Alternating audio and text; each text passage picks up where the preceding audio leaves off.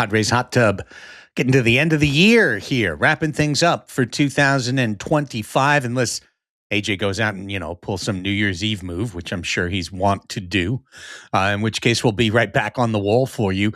Nonetheless, we couldn't have done 2025 without our patrons, the folks who have supported this show from start to finish, folks who stepped up for this show when we needed it early in the spring and have rode with us all the way. And those are the folks who signed up at patreon.com/Padres Hot Tub. We've got a group of well over 600 subscribers who each month contribute to our ability to continue to make these shows for you, to make them as good as we do.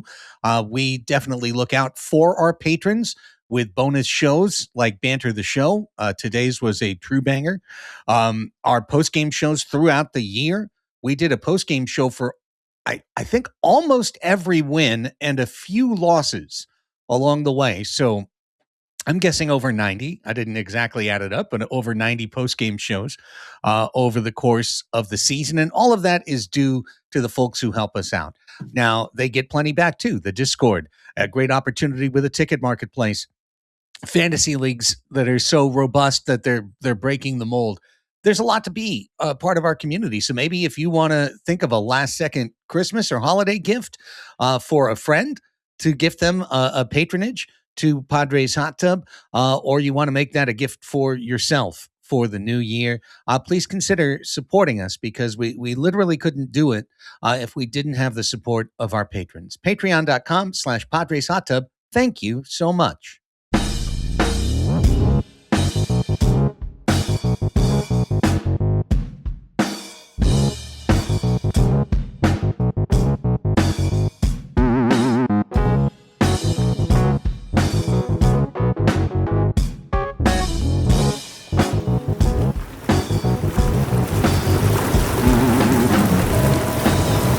Padres Hot Tub, everybody.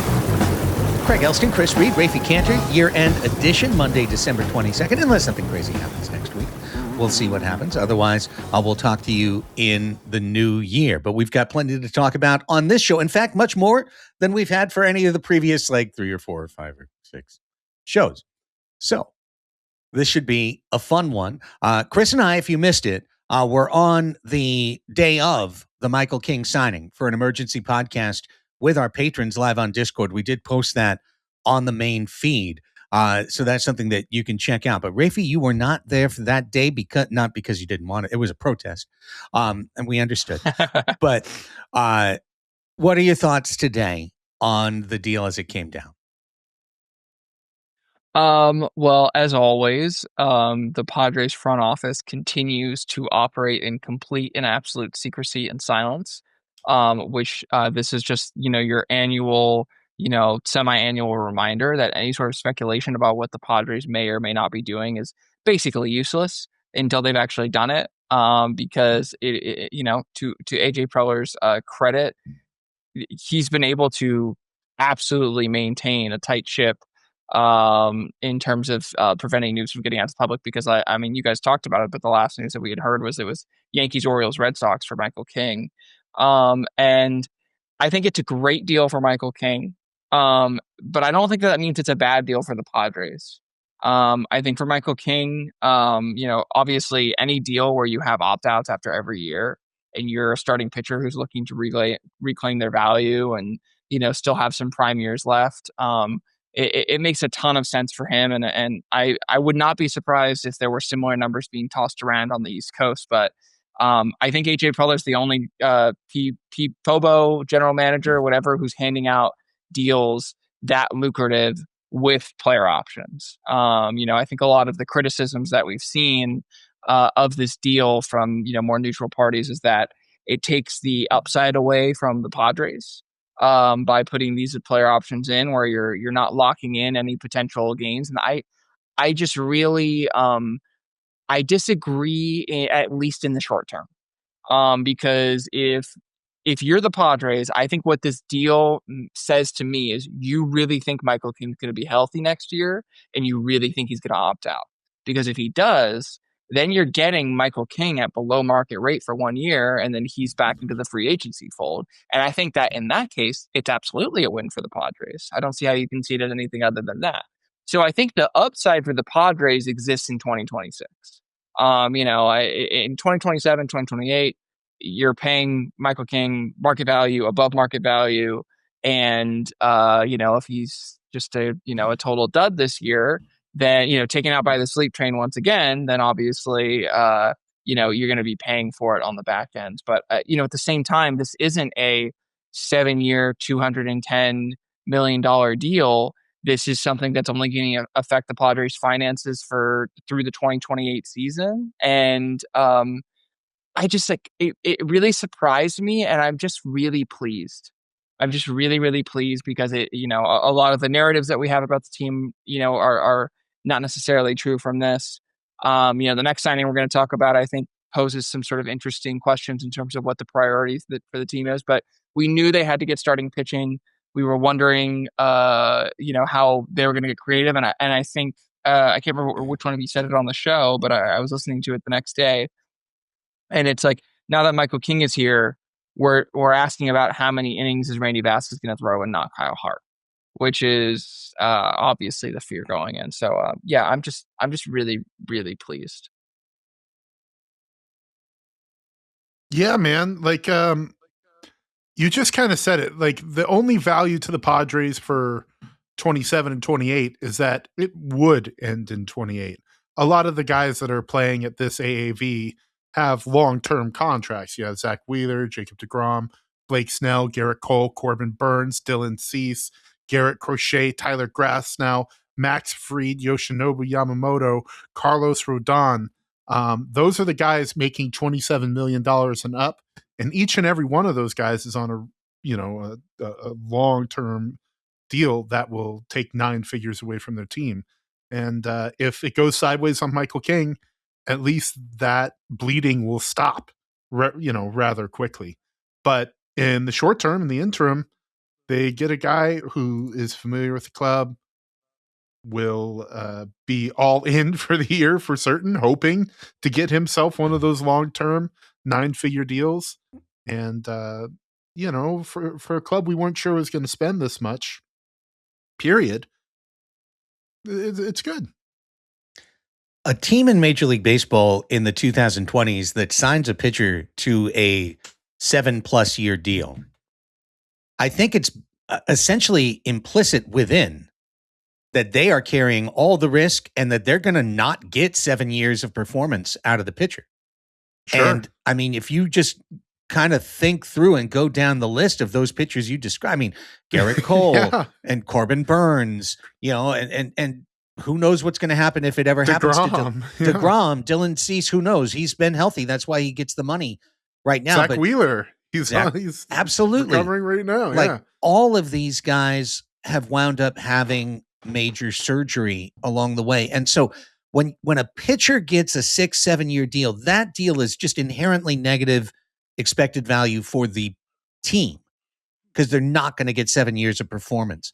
When you've got a guy on a deal like this, even if he did have an injury crash out, you'd probably get 1 year of pitching out of the contract, and you're hoping you either get one healthy year that he opts out of, or if he had a year where he pitched really great until September and then he got hurt, maybe he came back in 2028 and was really good on the third year of that deal. And that would be a possibility, but you're going to get some pitching value out of it. You give up some flexibility, but by getting the short-term deal, I think you'd always ideally want to sign starting pitchers to high money short-term deals. I think that makes way more sense than signing them to 7-8 year contracts, knowing you're not going to get that many years of performance. Those have also crashed out pretty hard. I think of when the Mets reunited Max Scherzer and Justin Verlander on $40+ million AAV deals. And then, the Dodger who will not be named that got run out of the league and, tried his hand at playing in the high octane Japanese NPB and crashed out of there too. So pitching's expensive. And when I defended the Yu Darvish Yu Darvish extension back when it signed, that wound up not working out. The thinking is you put the guy on your team and you pay a premium for that. And with starting pitching, everybody gets hurt. You just got to hope it. I think it was really encouraging that the Padres just did it, and they're not playing the who's available in February, who has their bags packed for spring training but doesn't know if they're going to Florida or Arizona yet. And I don't know if it means I don't think we can draw anything for what it comes for the coming budget, but it was good. Well, I would say that they are still going to do that, aren't they, Raphie? They're still going to be looking for that guy with the bags packed in February to add a fifth to this group, I'd think. Yeah, I think absolutely. And I just wanted to call back to sort of the pre-free agency contract predictions for Michael King, where the sort of average crowdsource on Fangraphs was a 22 million average annual value for either 3.5 or 4 years, something like that. Median crowdsource was 22 million a year for 4 years, so 88 million total. And I'd rather pay the extra 3 million a year and not have to pay that fourth year than be stuck with the bag for another year. I mean, that's just that, personally, I think that's what we're discussing. And I think for any free agent pitcher contract, my general rule of thumb is that you have to assume that for every 4 years on the contract, they're not pitching for one season of that year. And you have to value that in. I mean, we saw that with Musgrove. Yep. We're seeing that with Darvish and probably more, like whatever. And so it's like, what would it be worth to you to have that pitcher for 75% of that contract? And I think when you go high dollar value, low years, the gambit that you're playing essentially is you're trying to circumvent that 1 year tax, that injury tax. And it might pay off, in which case it's an amazing contract. Or it might not, and then you're stuck for a guy who can't pitch for half his contract, and then it looks terrible. But would we expect anything less from AJ Preller at this point to try and keep his window of contention open, to try and push the envelope, like et cetera, et cetera? Like, I don't know. It is the last thing I'll say about the King thing. Like, it really says a lot to me that for a guy who has injury questions, the team who knows his physical health the most was the one who was willing to gamble the money on him. Like, that to me is a huge rubber stamp of confidence on for me in this deal, because the Padres had the most information to have the least amount of reason to sign him, and they still did it anyway. So is that because AJ Preller is a desperate man? Maybe. Is it because they think Michael King will pitch well? Probably. Yeah. I completely agree with that. So we're all excited for Michael King to be back. But as one of our patrons said on that live show, Raphie, I think the message that it sends to the fan base is just as big as anything else, which is that dispel all the talk of we can't operate, we got to retract, we got to reduce, we got to cut off bone and muscle. Maybe there's going to be another deal down the road, but 100% it is clear AJ Preller is doing all he can to try and win in 2026.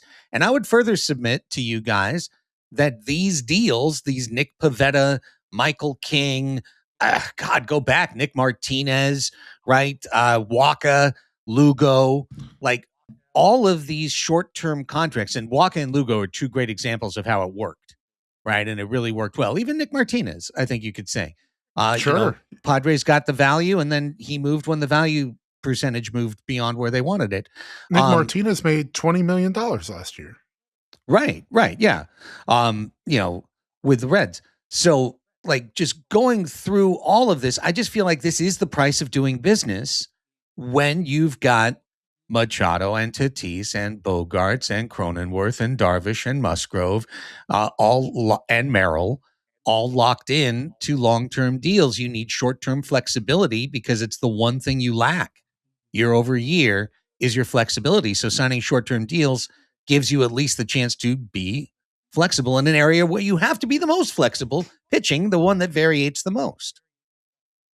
Can I ask you guys a question? And this is just pure guess speculation.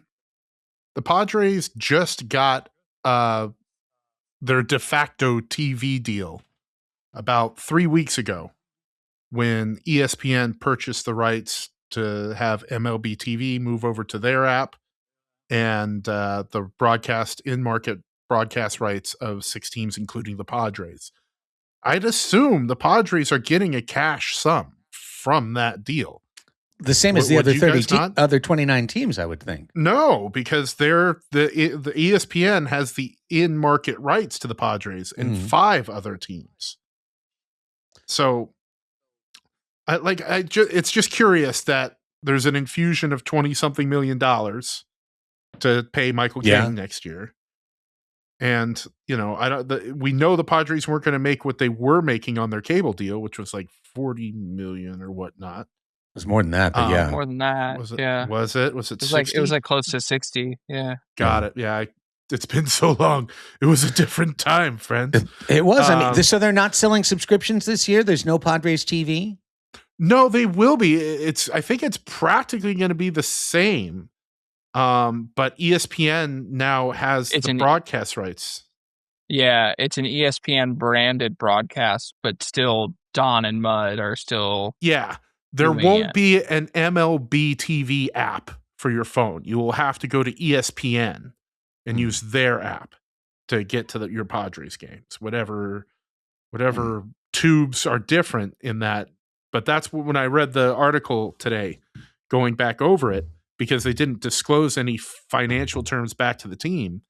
That's how it's going to be. You'll be going through ESPN. So I just wonder if that cash is, even a modest $20 million is there that wasn't there last year. It's speculation. I don't know. Yeah, no, I think it's fair speculation. I feel like if they're going to get money back, I feel like that's something that every reporter would be really curious about. And that it would get reported out. Guys. But I thought that it was just like a Fortnite skin. Was basically like we were just replacing the Padres logo with an ESPN logo, but other than the ESPN skin, that there's no real change, that it's the same crew, same cameras. I think that's all true. I think it is, but it's now, Fortnite skin, but you'll be going through the ESPN app instead. All right. If it changes and it was for the better for the Padres, so be it. I would love for ESPN's money to be flowing to San Diego Padres coffers. I just don't know if it's true or not. But that'd be sick. But hey, the team wasn't done with Michael King. Now, Sung-Mun Song, one of the great names in baseball history before he ever takes the field. Sung-Mun Song comes at a gloriously low price to San Diego. The deal in total is like 4 years, $15 million. But it's 2.5 and then 3 and then 3.5 and then 4. And there's an opt-out after 3 years that's got a $5 million buyout to it.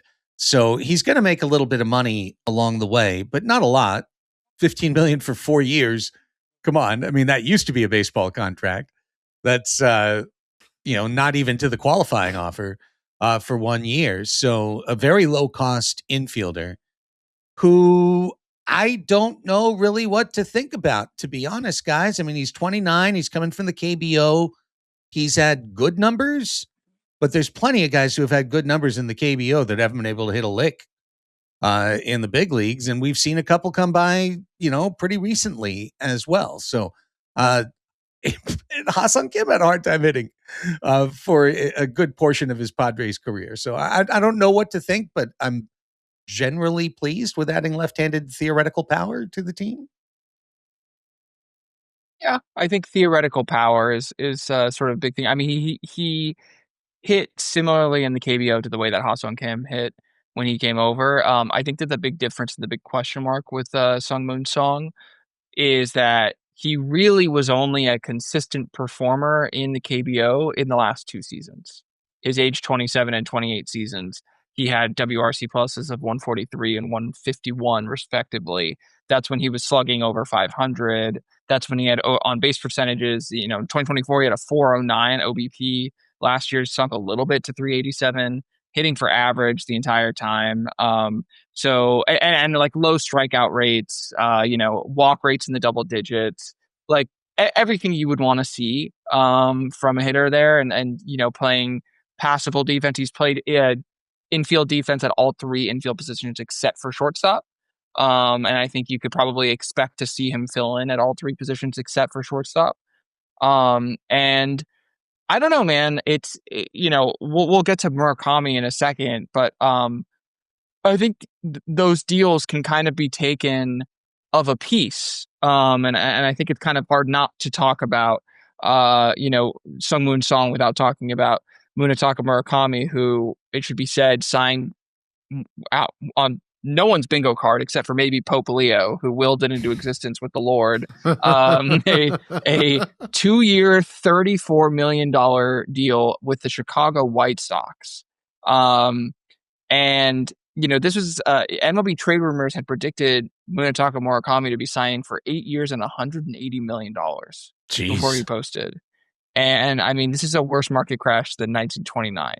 Like, it is really just an unbelievable, and what obviously that says is that teams are worried that he's not going to be able to hit for average and anything other than power. Like, it's essentially, hey, can I sign you up for Joey Gallo but without the defense?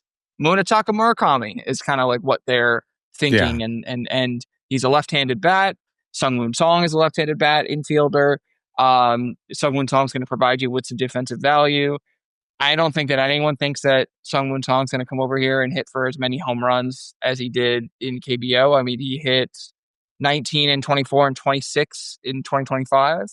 I'd be shocked if he got the playing time and and had the ability to hit more than 15 home runs in the big leagues his first year. Maybe he'll get to 10. But I just think it's interesting because depending on what kind of fan you were, I think the first thing I heard when Sung-Mun Song was signed was, well, Cronenworth's gone. And I'm curious if that's how you guys feel. I don't. I feel like the team needed bench bats. Like if the floor for our guy is what the average Korean ball player has come over and put up, which is a 249 batting average and a 745 OPS. Like that is a valuable depth piece on a team that didn't really have much in the infield last year, especially when you consider what Jose Iglesias did, when you consider how much time Mason McCoy got. So like, no, I don't think it necessarily means it. I feel like Jake's value makes him one of the few guys that could be moved, but I don't think this is any sort of indication that he will. You know what I mean? I do. And in fact, I would even underline it, just backing up what you guys said. I look at this signing as replacing Jose Iglesias's roster spot. That he is basically taking Jose's job on the team, and that doesn't mean backup shortstop, but it's kind of, or if you wanted to say Will Wagner, the upgrade to Will Wagner, and adding a real piece that can help the Padres over the course of the season. But I do not see him as the starting first baseman. I do not see him as the starting DH. I think that hole remains unfilled for the Padres. Sheets takes one of those jobs as the team's currently constructed, and you still need somebody else for the other spot. But as you said, Raphie, Murakami, for as bad as his market crashed, is going to make $2 million more in 1 year than Moon will make over the course of the 4 years of the contract. So that should really speak to his value to Major League Baseball as well, that no matter what we think about steady Sung-Mun, he's thought to be a quarter as valuable or a half as valuable as Murakami, whose market crashed to 2 years on a bad team. Yeah, I mean, I think that you go ahead, Chris. Well, you kind of spoke to my point too in the Discord earlier, Raphie. First baseman just ain't getting paid, boys. Raphie said perfectly in the Discord that first base is the new running back. You know, teams are just valuing it completely different. Murakami's AAV puts him above Josh or below Josh Naylor, and Freddie Freeman's making $15 million last year. It's not his AAV, but like, put the comp at Josh Naylor. And Josh Naylor is one of the top 10 hitting first basemen in MLB. Like, he didn't make beans. It's just that the long-term market for the position is non-existent. That's the problem Pete Alonso ran into last year. And he had to have a near career year to change that market dynamic for him. So I think a lot of it is due to the whole metric argument against Murakami's zone contact percentage and all that. But I think it's just that Major League Baseball's market dynamic has changed for the position, and the Padres are going to try to find value on the margins there. Yeah, I mean, I think the shocking thing with Murakami is that he was hitting the market at 25 years old. Yeah. And anytime a 25-year-old hits the free agent market, they're probably getting paid. And the fact that he didn't get paid. Now, what I will say is, I think the Murakami deal should be looked at like a pillow contract, because he either comes here and then he hits the market again at 27, which is still young for free agency. And if he tears it up in Chicago in a low pressure situation, sort of away from the spotlight, he gets to kind of be the guy on that team.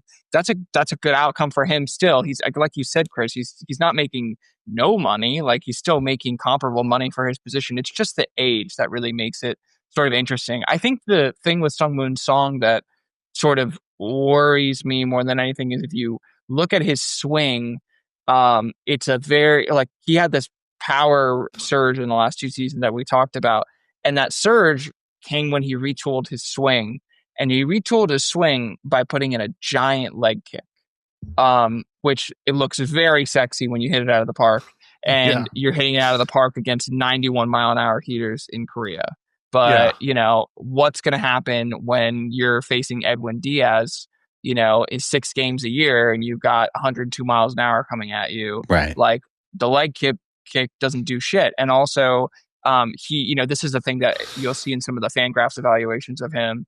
Like, he's a lefty hitter, and he pulls pretty aggressively to the first base side when he swings. So to go out and get fastballs on the outside corner, I think completely, like, he's going to have to truly remake his swing. And you have to basically bet on his athleticism and him being, you know, an A-tier athlete. But I mean, if you go to the Fangraphs board, and I'm trying to pull it up right now, but like, he was rated, I think, as like a 45 future value prospect. Okay, yeah. Depth piece, so exactly. You have to, Iglesias. Yeah, he's a depth piece. Yeah. Yes. I think you have to look at him, and you said Will Wagner. Like, I think, like, you have to look at him in that way with a potential upside where, you know, if he can make that adjustment over the course of, you know, 2027, 2028, you know, you could be looking at him in 2028 as a completely different player than when he gets here. But, you know, the comps are going to be inevitable, but I do think they are apt in some ways. Like, we always have to remember that first House on Kim season, you know, 300 plate appearances. He did not look good. He couldn't really adjust. And by the end, he was just a cornerstone of the team. So I think this deal has that upside at an even better price point. It should be said. Yeah. Another deal with a really great price point that I'm even, just because I'm more familiar with this player, I'm a little bit more hopeful on for 2026 is Jose Miranda getting a minor league deal with the club. You know, he's going to come into spring training and have a shot to be that right-handed first base platoon with Gavin Sheets, I assume, unless the team goes out and makes a bigger splash, which I don't anticipate. I mean, certainly could play first base as well.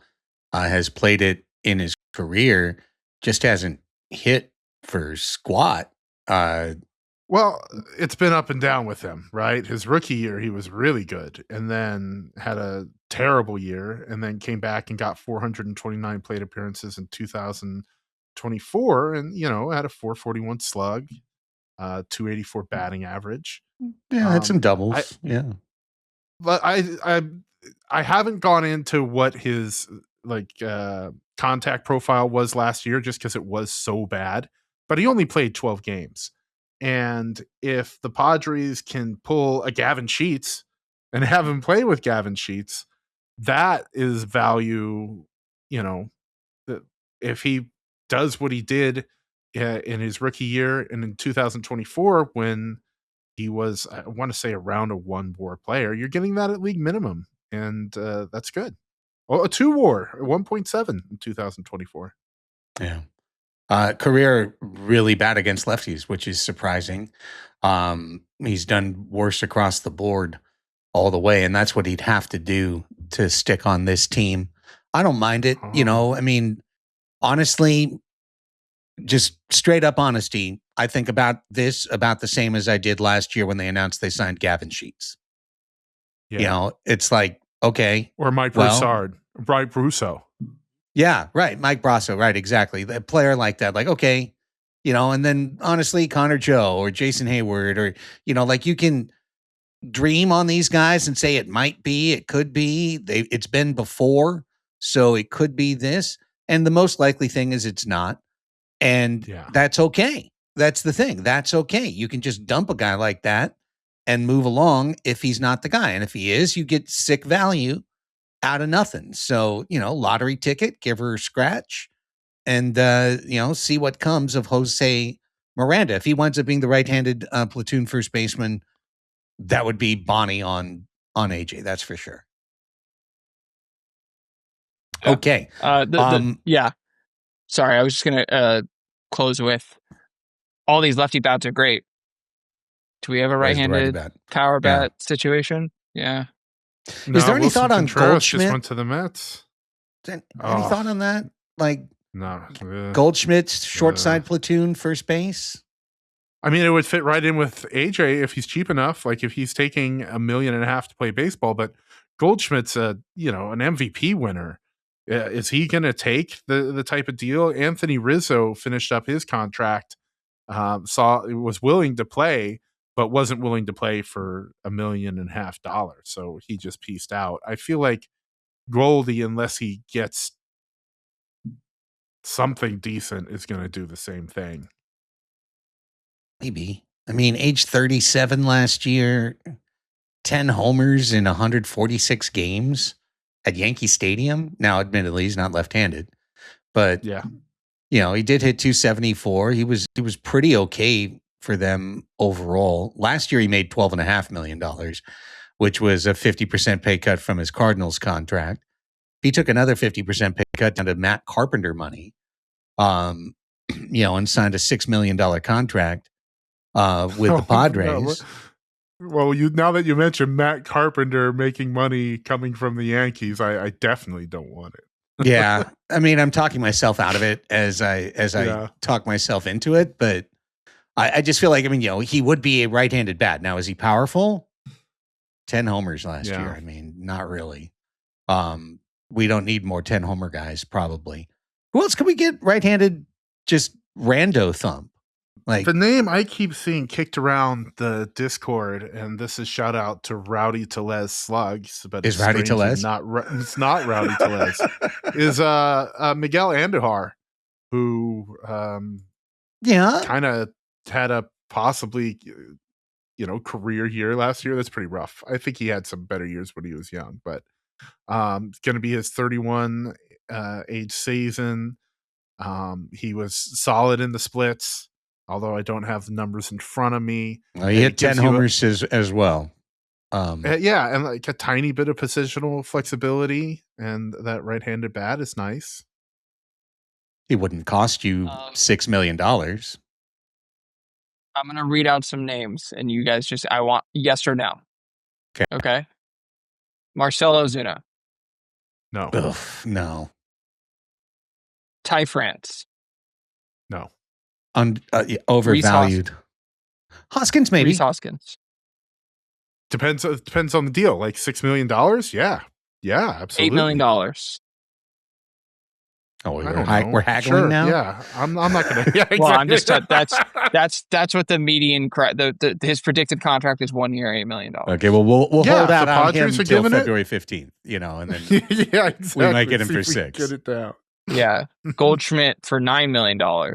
No, hard no at No. $9 million. Yeah. Andy Ibanez. Oh, he's interesting. I don't know his splits profile at all, but he's been dangerous at times. I feel like no. Okay. DJ LeMahieu. No.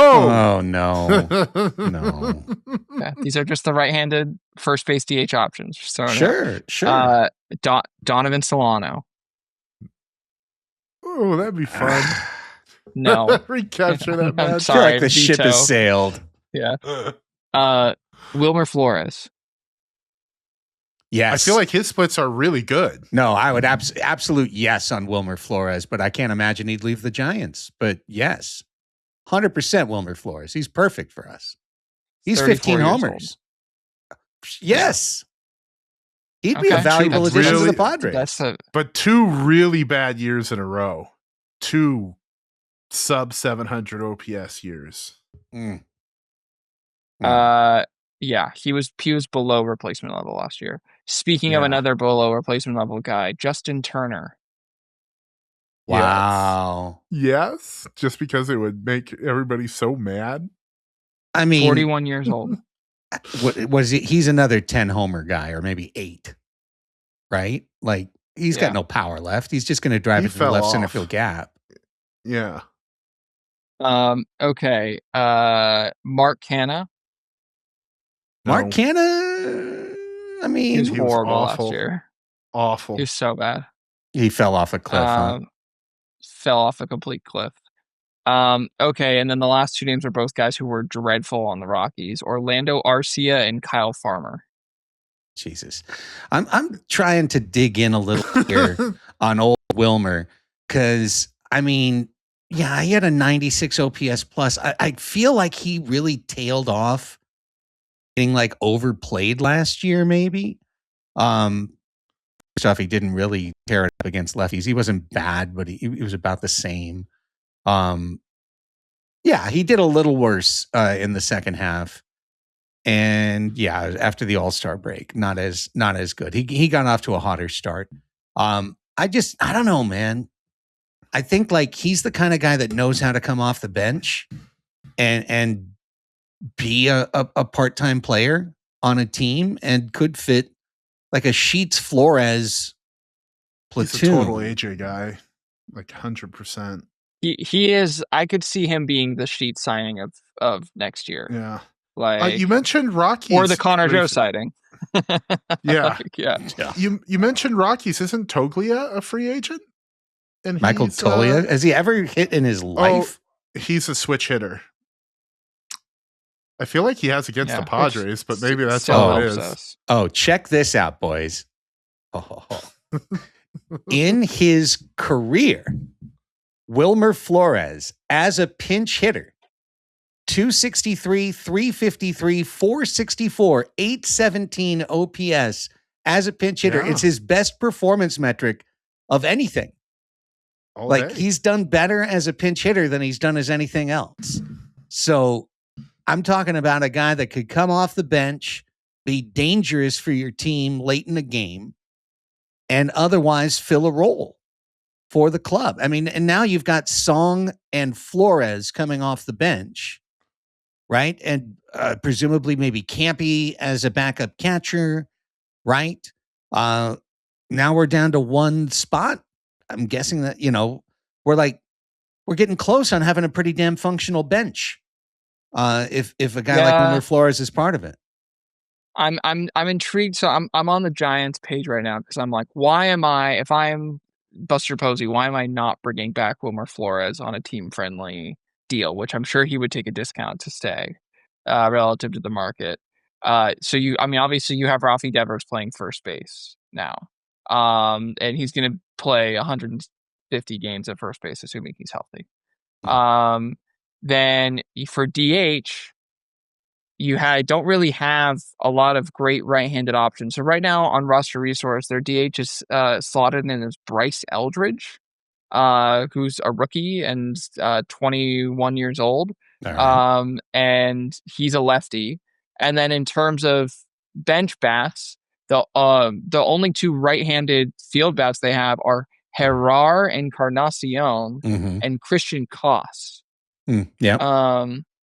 So would you rather have Wilmer Flores over any of those guys? Oh, if I'm Buster Posey, you mean? If you're Buster Posey, are you paying Wilmer Flores to come in over those right-handed options? No. But they've had their time with him. They gave him $3 million last year. He did a job for them. They're probably trying to turn pages here and there.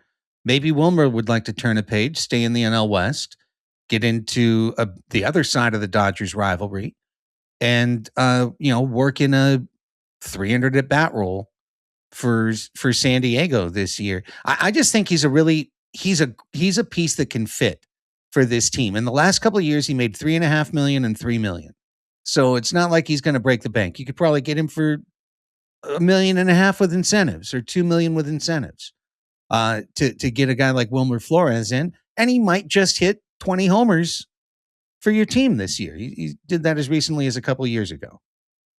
So of all those names, that's the only one that jumped out to me. Everyone else was kind of like, I think it does say something that these are the names we're talking about, though, because this is what we can expect considering what they've already spent this year. Wilmer Flores has $36 million in career earnings, so $2 million isn't nothing to a guy like that, as opposed to Paul Goldschmidt, which has to be, 4 times that. Right.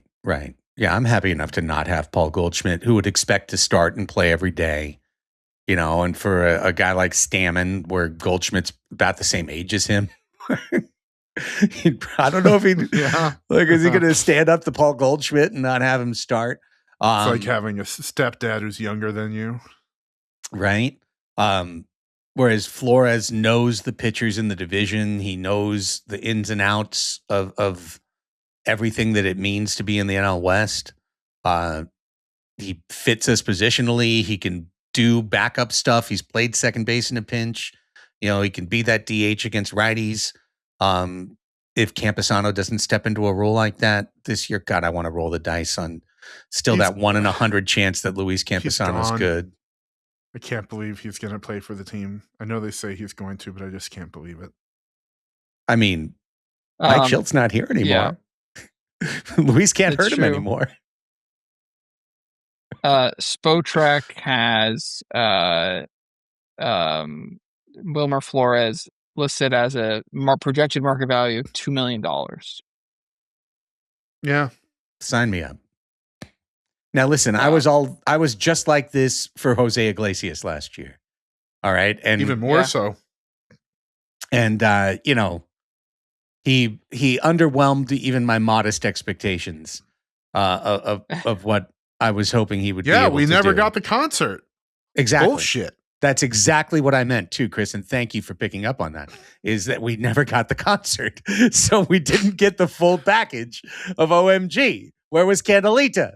All we got was this slappy hitting infielder. But nonetheless, Jose Iglesias provided some moments for the club along the way. I think Wilmer Flores fits. I think it's a good fit. And he might know San Francisco signs, like we might win a game on some wacky shit. Like, Wilmer knew.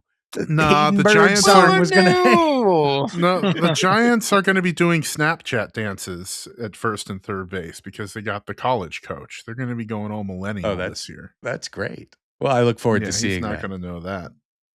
It's so funny that you think millennial is a college coach now. That is, that's Gen Z, my guy. Well, he's a millennial. Okay, I see. I think I did I say TikTok dances or Snapchat dances? Snapchat is what you said. I think I did. Do people do Snapchat dances? I mean, if they do, they're deleted quickly, so who would know? No, it's a different thing. I'm a boomer. What can I say? All right, let's wrap up with some wrap up and just reflections upon 2025. We're not giving out the tubbies here, right? We don't have a list of awards to the tubbies. Now I kind of wish we were. What would they be called if they were on TV? The Teletubbies, of course. The Teletubbies. We'd make that careful distinction. Yeah. For best sports television broadcast, the Teletubby goes to. Yeah. But let's yeah, maybe hang on, let me write out some tubbies really quick.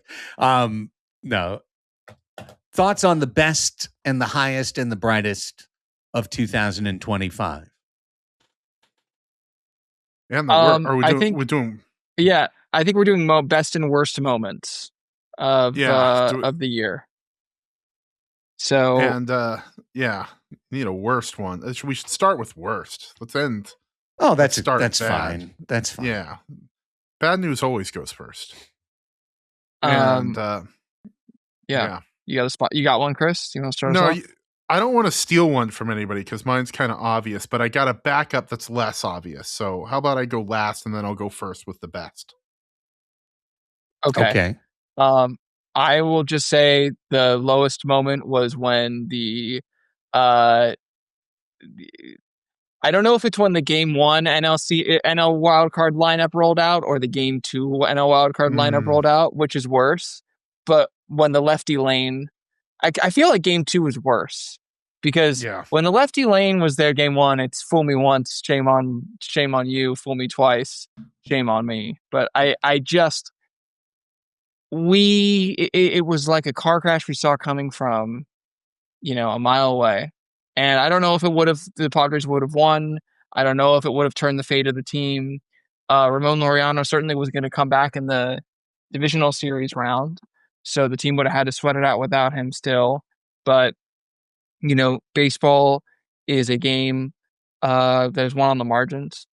And there's so much that is not controllable about baseball. There's so much randomness that controlling the little sliver that you can is the key to success.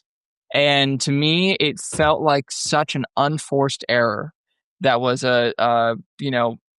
emblematic of everything else that we, the sack bunts and the this and the that. It was just like, it was not making optimal decisions and controlling for what you can control on the field. So, it's really easy to Monday morning quarterback and be like, well, I knew that we were going to lose. I didn't, it's a coin flip. That's what a wild card series is. But it didn't instill confidence in me. And I think when you're going into those series, you need to have confidence. So that's my lowest moment. Craig? Well, I was going to say wild card Game 3. The look into Tease's eyes when he led off the game that inspired absolutely zero confidence in any of us. That was brutal. The now, in retrospect, very difficult to process decision to put Yu Darvish's tattered remnant of an elbow ligament out there to start the game. That looks, in retrospect, with new information, to now look like a very political decision that was made by the Padres to start Darvish instead of literally anyone else. And then within that, to use Michael King for one inning in that game. To start the lefty lane for a third straight game against a team that had shown you that it could shut you down. The whole thing, that was really, really disappointing. But I'm actually going to go back and I'm going to go to the sliding doors moment. And I'm going to go to the Orioles series over Labor Day weekend when the Padres got swept at home at a moment when the Dodgers were extremely vulnerable and San Diego had been in first place as recently as the week prior in the NL West. And I'm picking the Orioles for just being emblematic in the fact that it was a really bad series and a home sweep. But you could pick one of like 4 series around that one as well. as being a spot where the Padres dropped ground and basically vacated the idea of winning the NL West by having poor performances against teams with losing records. And they had been dominant against teams with losing records during the majority of the season. And in these moments, these critical moments, they flagged. And we said at that time, because remember, the Dodgers were playing like shit at that time. They were losing all the time. And I remember saying on the show, one of these teams is going to look back at this weekend and realize that's where they lost it. And it was us. And, as everything turned out, maybe the Dodgers did wind up having just the chance to face the Reds in the first round instead of going on the road to face the Cubs. That's a much better opportunity to get your team's feet underneath them and to win. So I'm going to point at that series as being the moment where all the ascendancy of what we had done post-trade deadline and how good the team looked in August, how dominant and kind of 24 style, like World Series ready they looked for about 3.5 weeks. And then in those series, in Baltimore in particular, I know Baltimore played better at the end of the year, so there's a little shading to that, like don't rip the Orioles. But nonetheless, you sweep that instead of getting swept, you're probably like 2+ games in front in the NL West and riding momentum. And instead you get swept and you kind of dodder your way to the finish and you wind up losing to the Cubs in the first round. Yeah, that one also both of those you mentioned pretty bad. Game 3 and that one. Mine is September 24th against the Milwaukee Brewers. This game saw Mike Shildt get ejected for the final time as the Padres manager. It saw Adrian Morejon lose a game. Was that the only one? I can't recall. That might have, no, he lost more than that. He won a whole bunch more, but he lost 6 games. And it was the game where Ramon Laureano had his hand broken on a hit by pitch, therefore creating the lefty lane that would come back to bite them in the ass in the playoff and foiling what was a rather heralded trade deadline at the time by AJ Preller. Taking Ramon out of the playoff lineup completely altered all the team's plans and made them a much less dangerous team against that Cubs bullpen. And he had been slumping a little bit after, playing quite well to start.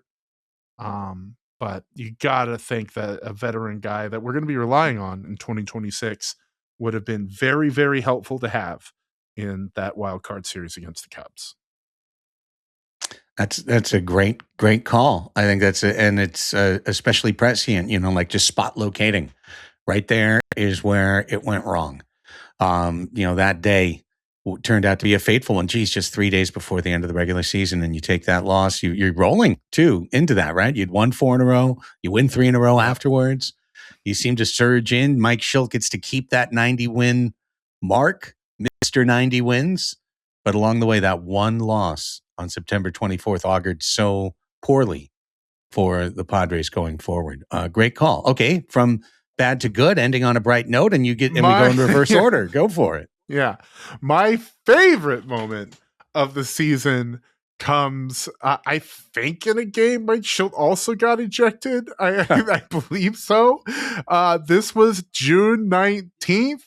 Against the Los Angeles Dodgers. The Padres jump out to a 5-0 lead, completely shutting down Dodger Stadium, getting them all in their feelings. And later on in the game, it would have been here. Yes, it would have been the top of the 9th. Fernando Tatis Jr. comes up and gets hit by a pitch by the Dodgers. Jack Little, a guy who shouldn't have been in the game, but he's following the Dodgers game plan, which they've had for the past 4 or 5 seasons, which is to buzz the tower on Nando every single time he comes up, trying to set up the outside corner, get him a little spooked by what's coming. And they hit him in the top of the ninth. And then in the bottom of the ninth, the Padres bring in the pride of Japan now, Sean Reynolds. And Sean Reynolds walks the first 2 guys. He puts guys on base. He gives up a really hard contact fly ball to deep left field. And the Padres bring in their closer, Robert Suarez. Tommy Edman singles in a run. Ha-Sung Kim has a fielder's choice, which knocks in another run. And that brings up Shohei Ohtani to face Robert Suarez. And in a game where warnings have been given, the Padres closer is on the mound, needing 1 out to end the game. And instead of trying to get him out, he puts one right in between Shohei Ohtani's shoulders, answering back for the hit by pitch to Fernando Tatis Jr. I remember jumping off my couch and screaming like in absolute joy. I'm not a guy who likes the machismo and the toxicity of the baseball era gone by, but my goodness, I absolutely loved that moment for the Padres. I thought it was them standing up for their young superstar in a way that they hadn't done too many times. And it was Robert Suarez just putting 99 miles per hour square center mass of the league's best player. And of course, Yuki Mitsui, the pride of San Diego, came in and walked a guy, threw a wild pitch, and then managed to strike out Dalton Rushing, and the Padres beat the Dodgers in a year where they didn't beat the Dodgers much, and got to see them go on and do what they did. But I loved that moment so much. I think we will miss Robert Suarez, and that, for me, is his iconic moment as a Padre, besides beating the Dodgers in 2022 in the rain, like he had, just a few days prior in New York. He had the experience of pitching in the rain. Did it again in 2000 in the NLDS, but I'll never forget getting Shohei at 99, that slow walk to first base, and maybe the Dodgers will stop throwing at Nando. They won't. No, they won't. No. Well, that is just another tremendous pick, Chris Reed. So I'm going to go on a personal level and make sure that Raphie has a wide open playing field to close things out. So I'm going to go all the way back to April 7th because 2 of the 9502 inside Sutter Health Park in West Sacramento to see the Padres play the Athletics were Craig Elsten and Chris Reed, along with Dave and the Murph and his wife and a lot of Padres hot tub patrons. And we had a loft in West Sacramento that we rented, and the day didn't start perfect. I had some travel issue getting there, but when I got there, we had a great time. We went around. We went to that German beer place. You remember that had like the perfectly poured beer? Yeah, with Monty, right? Yeah, we saw Monty too. Monty and his brother. We're both there. We had a great time in downtown Sac, and then we went to that little kind of beer and food truck garden that was right outside the ballpark, and that's where we saw the Murph and his wife. And a few other people. I'm going to forget a name along the way, so I apologize for that. And then Yumi and Dave sat and watched the game, and Michael King got a win. Fernando Tatis Jr. hit a ball just over everything that just gone into the night. Crony homered early. Padres put 3 spot up in the top of the first to put everyone in a great mood. And they won 5-4, and they were 9-2. At the end of that day, and it just felt like the world was our oyster, and that anything was possible. And of course, the next day we went there to see Dylan Cease shit the bed, and lose. Well, you did. I did. Yeah. I was there the next day afterwards with my buddy Sean to see Randy Vasquez get his first win of the year and Xander Bogaerts get a big sack fly, and the Padres took 2 out of 3 from the Athletics. But it was just a great day. Overall, it was a day of Padres hot tub friendship. It was a day of taking this on the road, even in a small way. And in fact, I was really thinking about it. Like, I'd love for us to do some kind of trip again this year and have a game that we try to get to away as a group and, rent a loft and do shows up there and do the whole thing. Theoretically, if we did that, we could write it off too. But, that was a very fun and special day. That was a fun and special day, and I enjoyed it and enjoyed sharing it with you guys. So that's my pick all the way back at the start. Remember 14-3, and we thought we might win 120. We never thought we'd win 120.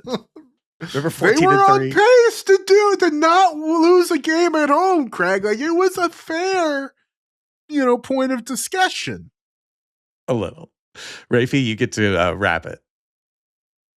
Yeah, I mean, I think this was. I just want to end on like the high point of the season. I think, which was a day game that I think is kind of an anonymous game in terms of like it not being super memorable. But this was on August 13th of this season. It was the third game of a 3-game sweep that the Padres executed against the San Francisco Giants. It knocked the Giants pretty much out of the playoff picture completely. They won the game 11-1. It was the 5th Padres win in a row, and the Padres were up on the Dodgers by a game in the division. And it just, when we won that game and we put up a 7 spot in the second inning, and it just felt like this is it. This is the year. This is the year that we finally unseat them for the division. And, obviously the Orioles series would come and the Twin series and But just like, I just remember in that, I look at the box score for that game. It was a Pavetta 6 2/3, 4 hit, 1 earned run game. In terms of the best performers, Fernando Tatis Jr. went 2 for 3 with 2 walks and 3 RBI. Manny scored. Xander Bogaerts scored a couple of times. Ryan O'Hearn went 2 for 5. Like, Ramon Laureano went 3 for 4 with 2 RBI. Jake Cronenworth, like everyone. It was a game in which we had 7 different Padres score. And 5 different Padres have RBI. Like, just a dominant performance on both sides of the ball. And I just thought it was the team operating at its absolute maximum. I kind of a quick second place, but a shout out. I don't know if you guys remember July 28th. The Padres came back to beat the Mets 7-6 at home on an Elias Diaz walk-off. Yeah. And it's hard to believe, but at the time, the Mets were in first place still in the NL East. And the Padres, it was a dilettante Dylan game where, we're trading jabs. It's 1-1. And then Dylan gives up 4 runs. So it's 5-1, and then the Padres immediately answer with a 5-run bottom half of the 5th inning. Go up 6-5. Robert Suarez gives up a game-tying home run in the top of the 9th inning, and the Padres take advantage of some miscues and end up winning the game with a walk-off 7-6. And that was just another one where it's like we had momentum. We were going to the trade deadline. We're beating up on the Mets. I think we were like 4 games back at that point. That put us to 3, and it was just like, okay, maybe here we come. So, this year, I still think that 2024 team was the team. Everyone feels that way. But this team was not without its moments, and I don't know. It's a fun team. It's still a fun team to watch. Quick shout out to Sweet Life, which was June 21st against the Royals. We saw Fernando Tatis Jr. Hit his first home run off of a fastball in a month and a half. That was, power of friendship. And I do think this is going to be an entertaining team, not just next year, but for a few years to come. We're going to worry about the details. We're going to worry about the additions. We're going to worry about the budget. But at the end of the day, it's an amazing team to root for. And you know what? I've really felt so lucky and privileged to have you fellas along as part of this process of following the team. And I'm so thankful to our Patreon audience, our full audience, of course, everybody who watches us and supports us, even if it's as little as just hitting thumbs up on the YouTube. You know, we are deeply appreciative, but especially the folks who form our community that we're a part of every single day, that we're in the Discord with every single day, that we're doing post-game shows for, that we're doing group therapies for. I'm really, really happy with where our community is. I would not give it up for anything. I love the independence that we have, and I love where the show is. I really do. And to be able to do it with the two of you is a real privilege for me. So thank you. And thanks to the entire audience. I think it was a great year for Padres Hot Tub overall. One of our best years, maybe arguably our best year. And of course, 24, it was the year. But 25 was a good year too. And a lot of fun. And we don't have Luis Ariz to beat up anymore, or do we? These questions to be answered in 2026 going forward. But can't keep getting away with this. Yeah, putting a little Rumpelstiltskin-ass curse on us right before we close the last pod of the year. Or do we? Anything's possible. All right, let's wrap it up. For Chris and Raphie, I'm Craig. Have a great holiday season. And unless there's an emergency pod in between, we'll see you in 2026. Go Padres!